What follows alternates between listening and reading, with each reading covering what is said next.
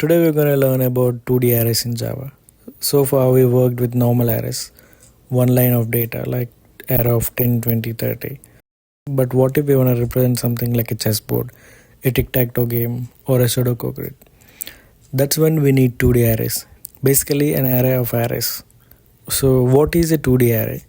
Think of a Sudoku board. It's a 9 by 9 grid. Rows left to right, columns top to bottom. A 2D array looks like this. Int row column Sudoku equal to new int 9. First 9 is the number of rows, second 9 is the number of columns. So this makes a 9 by 9 grid, just like our Sudoku board. So let's put some numbers inside like a partially filled Sudoku puzzle. For int I equal to 0, I less than 9, I plus plus. For int j equal to 0, j less than 9, j plus plus. System.out.println board I j plus space system.out.println, and that's the output. Here 0 means empty cell. That means it's not filled yet. And the other numbers are Sudoku clues. So why do we need to use 2D arrays? It's perfect for grids, tables and boards. Sudoku, chess, tic-tac-toe and even pixel images can be stored as 2D arrays.